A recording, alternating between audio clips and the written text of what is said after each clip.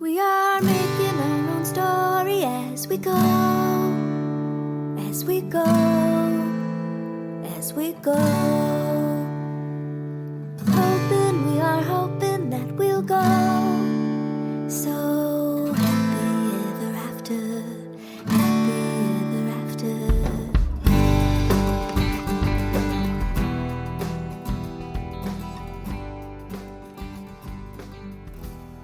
Hi, I'm Kathy Peach Lucas, and welcome to your Dream Day Wedding Podcast. Thank you so much for joining us. And before we get started, if you haven't already, make sure to subscribe to our channel. We would love to, get to know you and also introduce you to different wedding professionals from all over Greater Cincinnati, Dayton, and all over the country. Huge shout out to Dahlia Vintage Rental for providing the set today. And we really are excited because we have a treat here today. So this is Doug Ziegler. Doug Ziegler is the DJ with Douglas Adam Entertainment, but he's more than just a DJ. And he's also a speaker. I'm more than just a DJ. You're more than just a DJ. You are. You're a speaker. You were actually an actor back in the day too. Yeah. I'm jack of all, master of none, except ceremonies. Huh. Bam, that was good. I'm a Jackie of all trades, so you can be the Jack of all trades. There you go. So before we went on, we were talking a little bit about one thing that a lot of people forget that a DJ does, and it's actually the most important job that you have. And what is that job? Yeah, well, it's funny. I always tell people, I call myself DJ because that's the category that most identifies me, but that's the DJ aspect of what I do, which is the music part. As important as it is, that's almost the least important thing that I do. I play music, I make it sound great, beat match, all that fun stuff. But for me, planning and running the event, that is my passion. I always joke, half of my weddings have wedding planners, the other half have me. Because I take it very personally, making sure that the night flows. Everything is smooth transitions, no awkward pauses, no staccato. And as the MC, that's a vital part of what we do. And that's almost secondary in couples' minds when they're thinking about a DJ, and I almost take it as my mission to educate them on the fact that we are so much more than just press play, pushing a button and press and play. Yep. Because I remember when iPods were first coming out, we were all worried, okay, our jobs are disappearing. And then we realized, oh yeah, we do more than just... If anything, it showed that you guys do have a job. Yeah. And a very important one at that. Yeah, for me, it's fun. And that everything, making sure that everything is smooth, making sure that the night runs the way their vision was, the way our vision was when we came together, and throw a few surprises in there as well. That's what I love to do. And yeah, I like playing music as well. Yeah. Well, like from a planner's perspective, especially since, half of your weddings tend to have a planner, we are spoiled when we have DJs like you. I mean, and I'm not saying that to make your head, turn red or anything like that. No, I get it. But it's true because so much of our job is behind the scenes and making sure that the schedule stays on track. But when dinner time comes around, I can pass that baton and feel confident. Let us take over. Exactly. And I let and there's some planners, I'm saying this to you out there.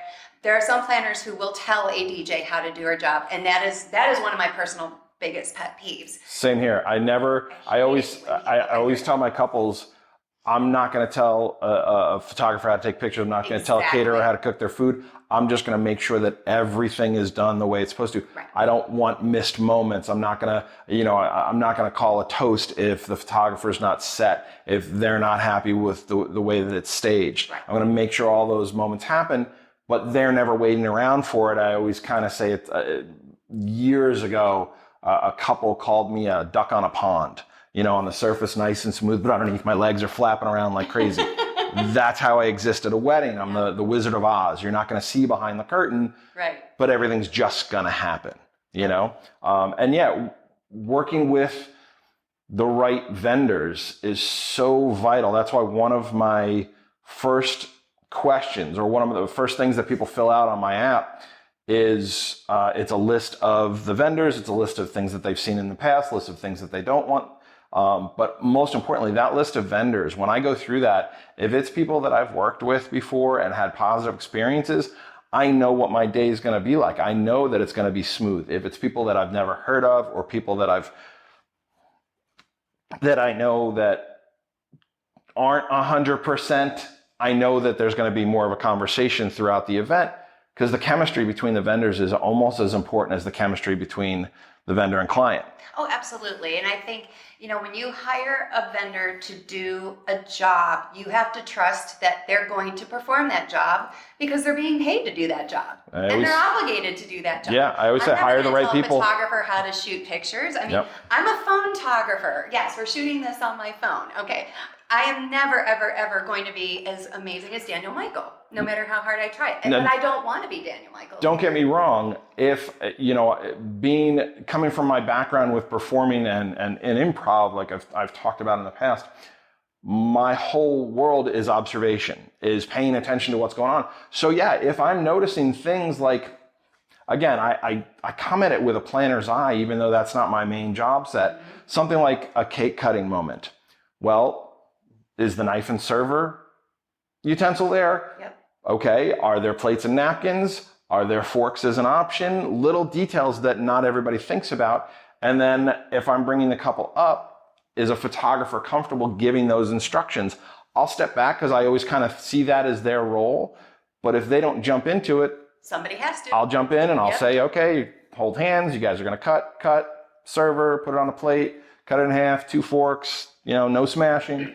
And kind of go from there. And photographers appreciate that, but I'm not going to step on their toes if that's their path. Same thing with a planner or a caterer. One of the things I love to do, I picked this up from a venue and I always thought it was a beautiful gesture. If it's a buffet, I never let a bride serve herself. Nope. I never let a bride serve themselves, because I don't want to accidentally get something on the dress. So I'll grab the plate and I'll walk in front of them and they tell me what they want and I put it on the plate and I bring it back to their table and they love it. It's a nice gesture. But there are venues that do that. There are planners that do that.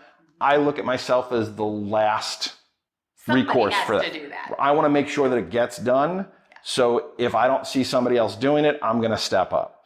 And it's that seamlessness. It's making sure that everything is being done the way it should be done. And brides appreciate that more than you know, because, one thing that I tell the bride is your dress is a person on the wedding day. It really is. It needs it needs to go through a door. It needs to be fluffed and fixed. It takes up an extra seat in the limousine, and it goes through hairstyle changes with bustling. It does. A dress absolutely has a life and personality of its own throughout the event. By the time the bride puts it on and starts swishing it in the dress shop to trying to get her dinner. Yeah, 100%. I mean, I have. I remember one wedding. It was New Year's Eve. It was Hilton. There you go. Happy birthday on New Year's Eve. Hilton Netherlands, Hilton Netherlands, Hall of Mirrors, absolute gorgeous, pinnacle New Year's Eve wedding. And we had a planner and a server walked behind the head table to give the mother of the bride a glass of red wine. Okay. And tripped down the back of the bride's dress. Oh, not a lot, but enough. Enough to. And she was in panic mode. We immediately all took her to the back. This was literally like when Tide sticks were first coming out. So rubbing, trying to get that out, seltzer, everything. There was a little remnants, but yeah, that dress is it's a living, breathing thing. And it hurt all of us. I mean, we all were like, ugh, because I saw it happen immediately. And I was across the way and I just saw it and I just saw them going. I'm like, oh no. That's definitely something with weddings. Wardrobe malfunctions do seem to happen. That seems to be more common than people realize. Yeah, but it's managing the drama. Yep. It's understanding that it's going to happen and being adaptable to it, being open to it and realizing, okay, again, panic and stress mean nothing here. So just take over and take care of what needs to happen. Yeah. And if I can help other vendors manage stress, if I can help the couple manage stress, that's the stuff that I really, really like to do. Again, to me as a DJ, the music, it's so not secondary, but it really is. It's it's half of the atmosphere. Yeah, you're sure. The other half of the atmosphere. I consider the music literally just a soundtrack of the night. You know, whether it's just that chill vibe early on or as we get into more impactful stuff, that's what it is. It's as you play back the memories, you hear that soundtrack. And that's what I look at the music as. But it's all helping to create those memories that feeds into it. So how do you go about creating the memory, as you put it? When does that begin? From the minute we have our first conversation. You know, for me, again, as a DJ, it's not just show up that day and that's where my relationship begins with the couple. I just got booked yesterday for October 4th. It's a Friday, 2024. So a year and a half from now, my relationship with that couple starts now and it will continue on. Now, I leave it in their court how much they need me, but they know that I'm always a resource. I check in with them I always communicate the way they communicate, whether it's email, text, phone, whatever. But I let them know, and they are all aware that I'm a resource. Use me for whatever you need. You got an idea that pops in your head, text me at midnight. Great, we'll flesh it out. You're looking for ideas, I got 1,000 of them. My brides yesterday, they're just getting started. They started with me. They got their venue, and then they wanted me. So they're catering, officiant, photography, all that. So we talked about all of it yesterday. I said, I'm not going to tell you who to get, but I'll give you whatever you need. I'll answer whatever questions you have.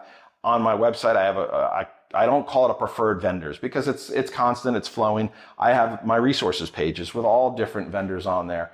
And it's something that I point to where these are people that I enjoy. These are people that I've worked with. These are people where the chemistry is right.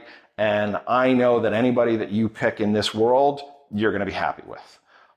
So for me, that's where that relationship starts. And then it continues on throughout the whole entire process. As much as they need me, I'm there for them. And that's with every single couple. So what tends to happen, let's say 12 weeks before the wedding? Where does that interaction, does it change to talk about timelines? No. Or music choices or anything like that? My definite timelines are, so what I have is I have an app which acts as my conduit. It's my planner app, and I customize that for each of my couples based on what they need, whether we're doing ceremony or not, whether we're changing things up. For me, I take the word tradition, I throw it out the window. So everything is adjustable, everything is movable on that planner. I have questions in there that help them think about that and create what I call wedding brain. And then within there, I start to see their vision. Now I watch it because I'll send them the link. Some of them log on immediately, download it, and start filling it. And for my A-type couples, they love it because there's a progress bar. So I'll see that progress bar filling up. But I'll have some where I've sent it. And they sit on it. 4 months, 6 months, so that 12 week isn't really a thing for me. But as we're getting closer, I make sure that they're working it. And I'll check in with them if they haven't touched it. I'll say, do you need me to resend the link? I'll reach out to them. I have a bride coming up where she had done nothing on it, and I hadn't heard from her at all. And I had reached out to her multiple times, and nothing. I texted, called, nothing. Sent emails, nothing. And then I reached out to other vendors because she had literally filled out that one section with all the vendors on it. So I had her vendors. Okay, so you had the team. I reached out to the venue. I reached out to the photographer. I said, have you heard from her? I said, yeah. I said, what number do you have? My phone number was off by 1 digit. So the number I had for her was off by a digit. And it allowed me to reach out to her. Now, she still hadn't really done anything, so I wanted to kick her and say, kickstart her and get moving. We just had a great meeting, and everything's fantastic. And she's filled it up and gone absolutely insane and put like 400 songs on there. And so everything's wonderful. But I wanted to make sure that we were still locked in, because when I don't hear anything, I never get ghosted. So when I wasn't hearing anything, I was, getting nervous. I'm like, okay, are we still having this thing? Is it still going? I mean, you get cancellations. It happens. Yeah. So I just want to make sure, am I doing a wedding that day or am I not doing a wedding that day? But that was unique. Oh, wow. So what would you say are some of the more popular elements that people tend to include in their timelines these days? Well, there's trends. Absolutely. I always joke, there's tradition and then there's trend. Something like cake cutting. Tradition has been you pick a song for it, you stop the action, everybody watches, they cut the cake, smash, no smash, and then you move on with something else.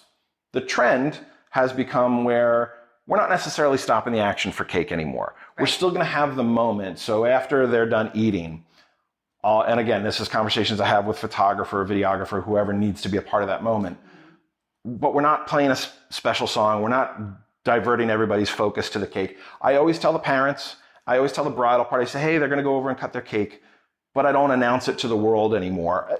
People will obviously see that they're going and doing it, but again, we don't make it this big moment. They go, they cut it, and we move on with the rest of the night. It doesn't have to be a moment. Another thing I have to say, thankfully, has transitioned out is 10 years ago, every single wedding, bouquet, garter.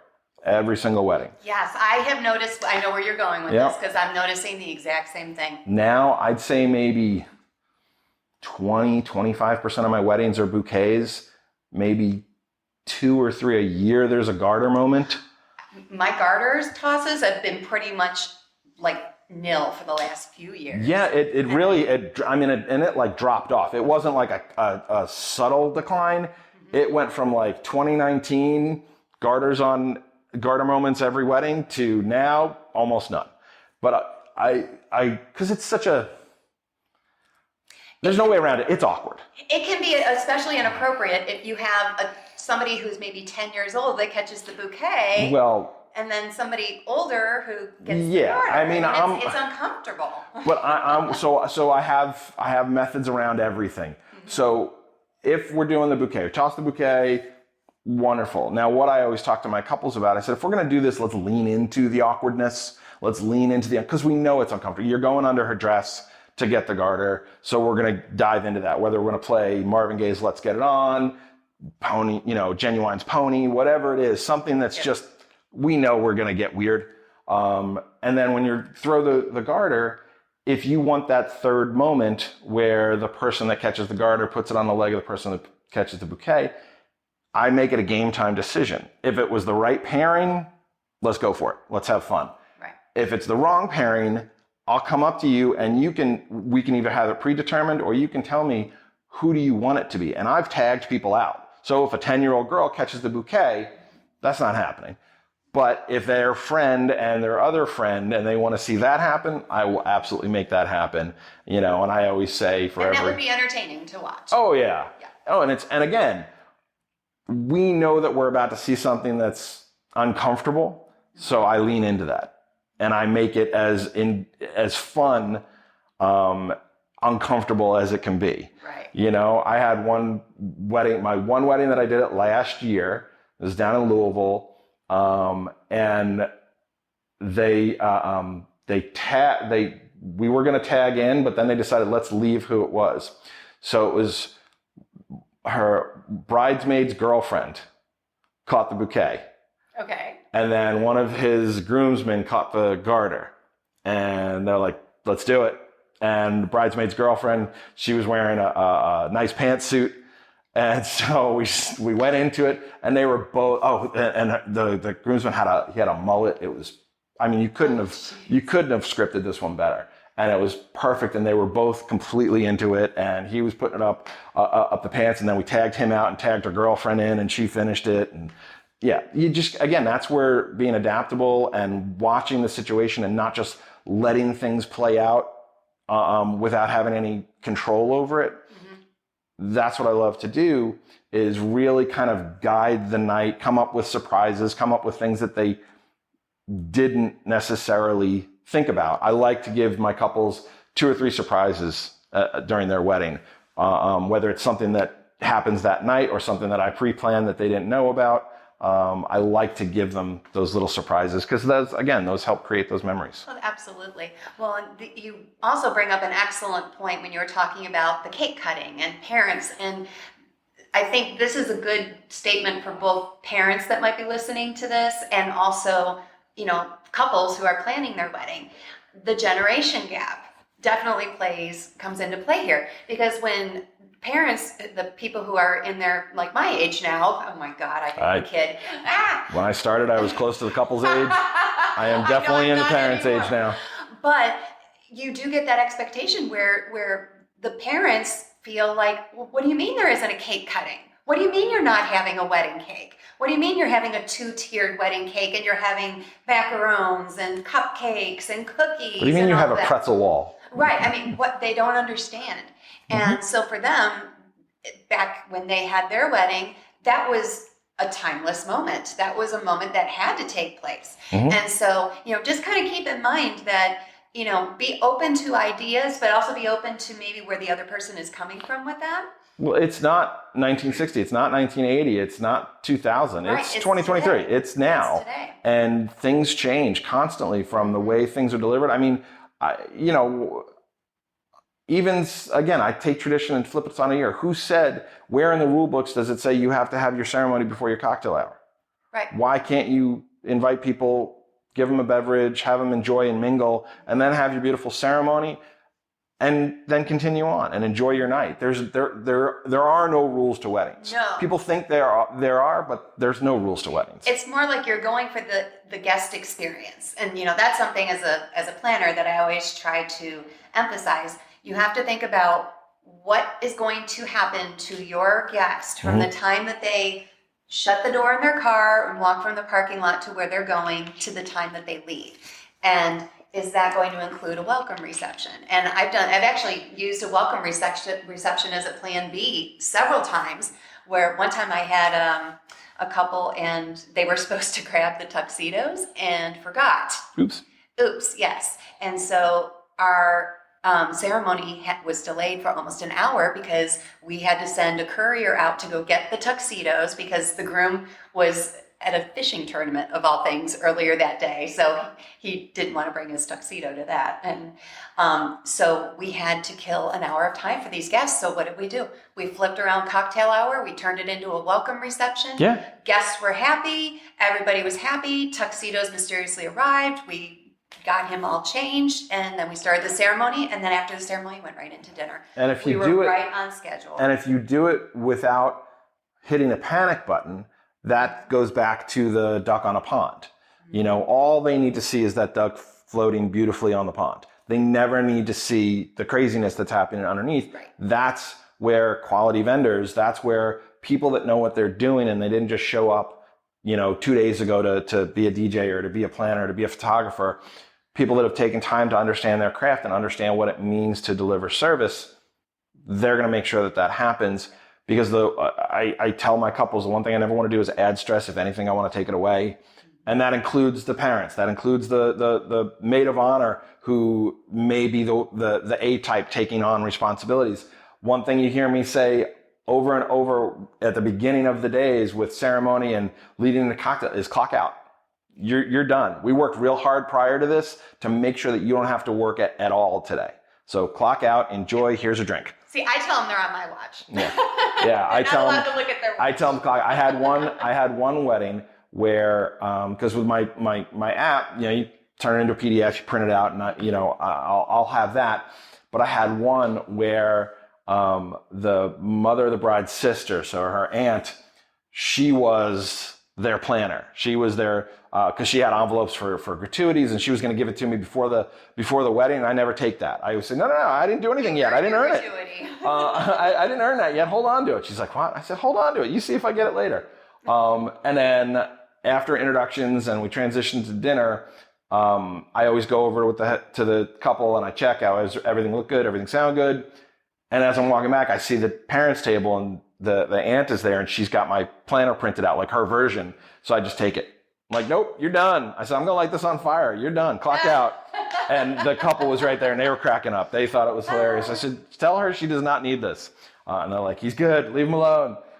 So it is. I want everybody to be in the day because it's a blink. As much as you want it to last forever, it doesn't. It's 4, 5, 6 hours.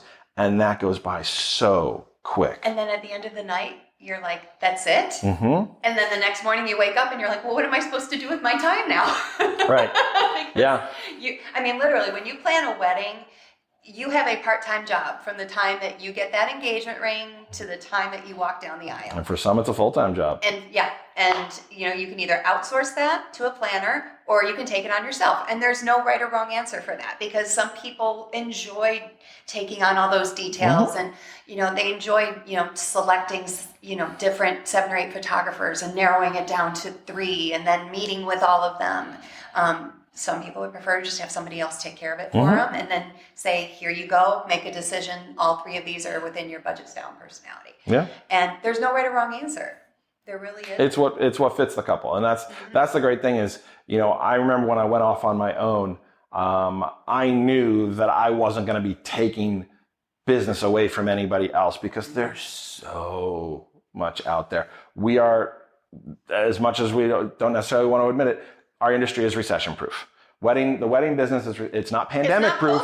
It's not pandemic proof. That shut it down hard. The hard way. But it is. People are always going to want to get married. People are always going to want to celebrate life and love. And that's what I love about this is because I get to help do that. And I know that if I can offer my service, I know what I cost. I know what my value is.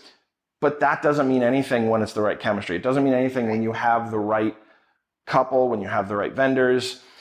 None of that really ends up mattering in the long run. You just want to make sure you're with the right person and then it fits.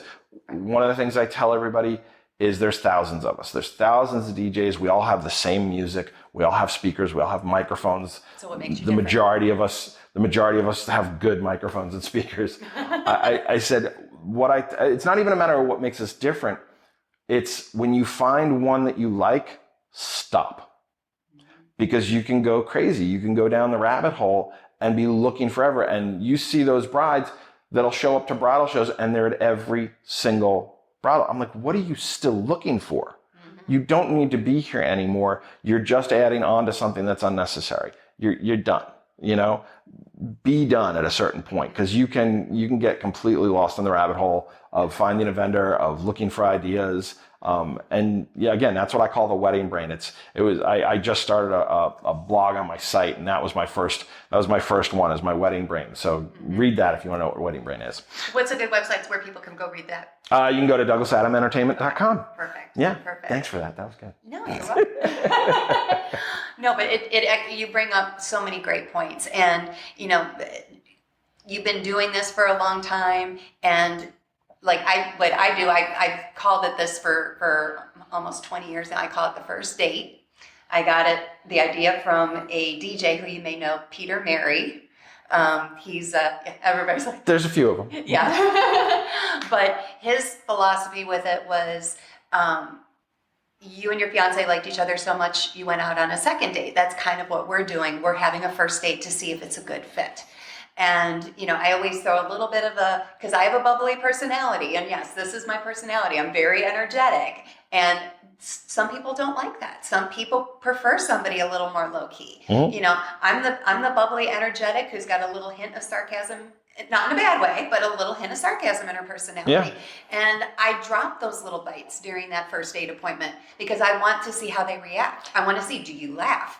Do you get this petrified look on your face? Because if you do, it's nothing personal. You're not my client. Yeah. And and if anything, what I'll do is I'll say, oh, so are you meeting with any other planners? And if they give me some names and one of them jumps out at me, I'll be like, oh, she's fantastic. I adore her. You'll enjoy meeting with her. Almost like an endorsement of it's okay if you don't book me. Yeah. And so I'm gonna take a little issue with it because when the first date is great, but you got to remember, first date is on both sides. Exactly. So for me, if I look at it that way, I am without a doubt when I'm talking to couples and we're having our first conversation, our initial conversation, it is very much a two-way road. Yes, I'm interviewing them as much as they're interviewing me because one of my most magical words, and you've heard me say this, is no. Saying no, and whether it's not available on the date or it's not the right fit, because not that it's not just the right fit for me, it's not the right fit for them, and they may not see that yet. So by saying no, it frees them up, and they don't have this lingering feeling of, whether they made the right choice or not. I'm letting them know this is not the right choice. And that for me is so powerful and so important because I have to love every single wedding that I do. I have to. Otherwise, you're not getting me. And that's wedding vendors are in this industry because we love working with people.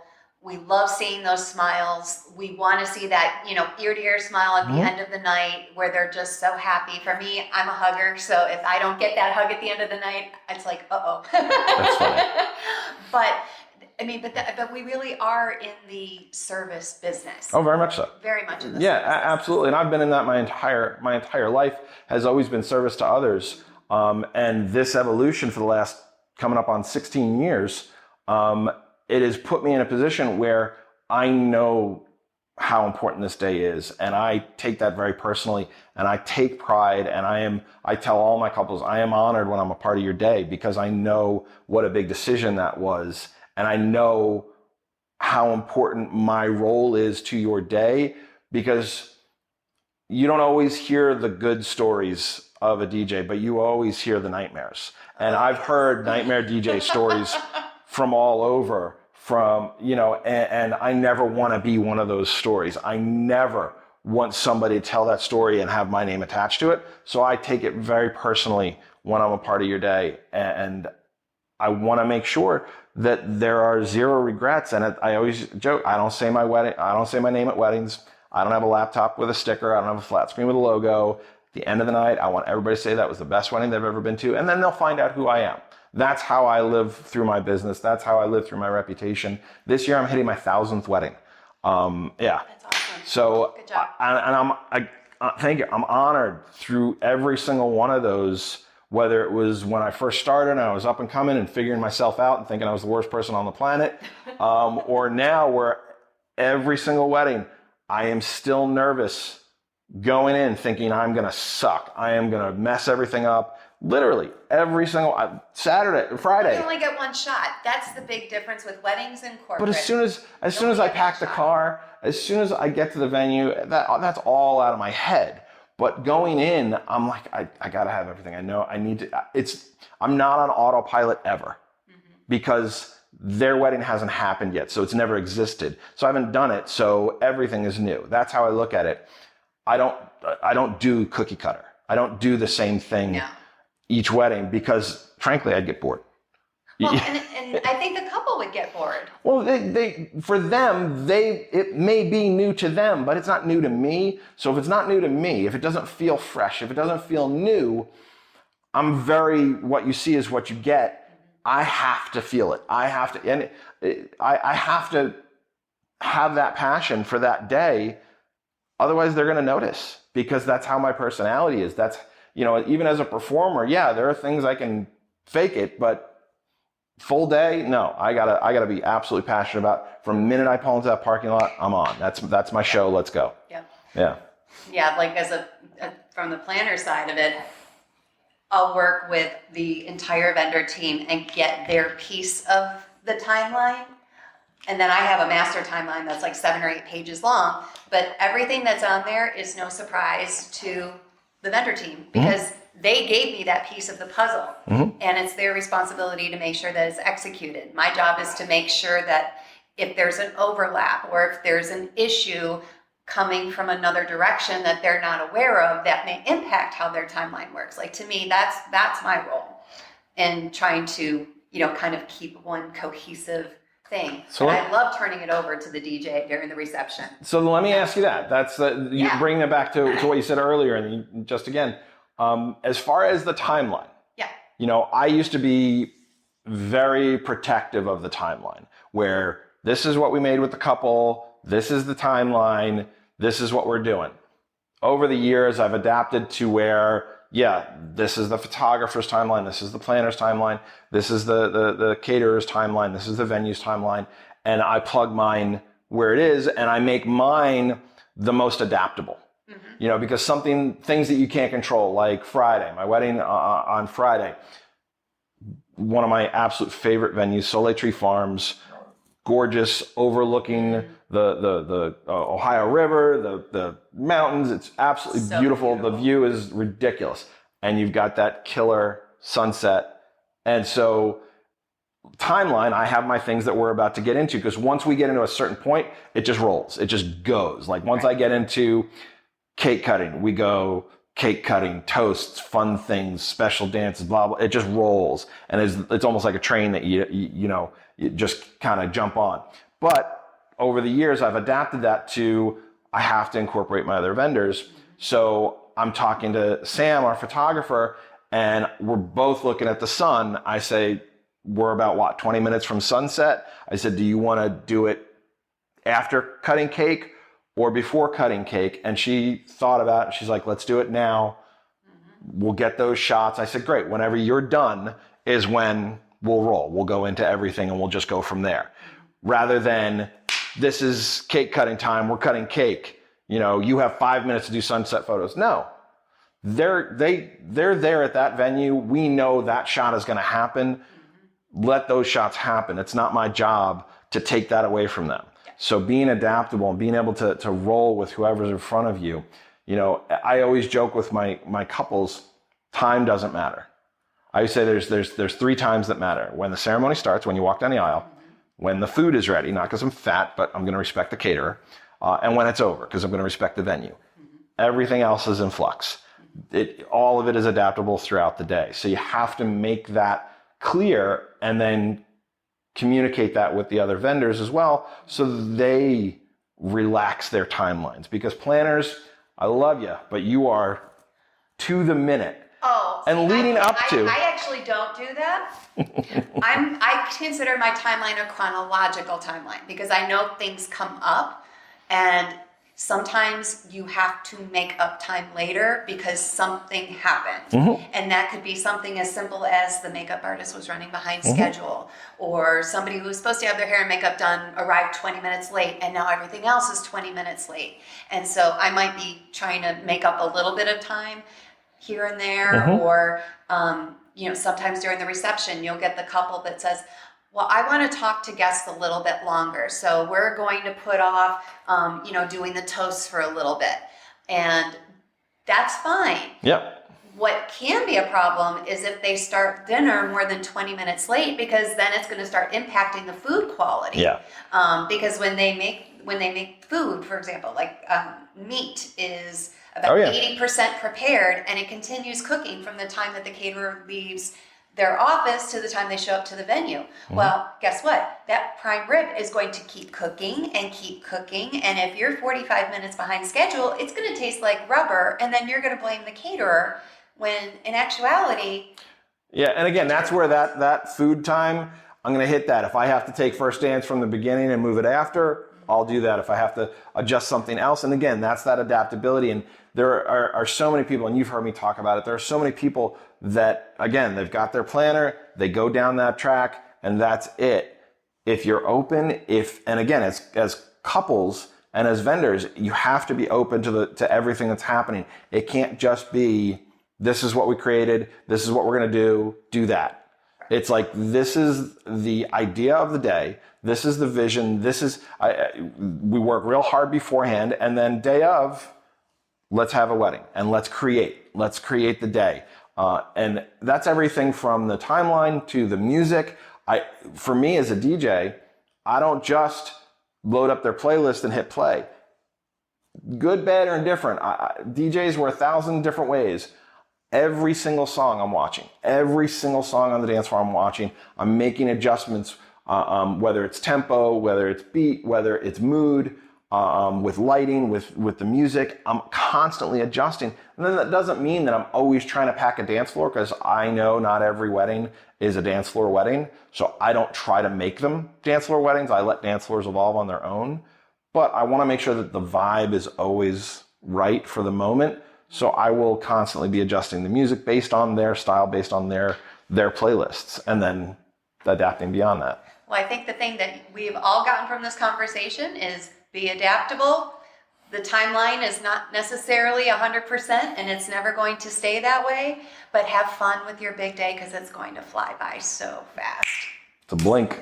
Absolutely. Doug, thank you so much for coming on. Thanks, Kathy. Please subscribe to our channel. We would love for you to continue to tune in to our podcast. And you can also go on yourdreamday.com and view some of the different past podcasts that we've had. We're very, very excited to have this podcast available. Kathy Peach Lucas, thank you so much for tuning in. Happy planning.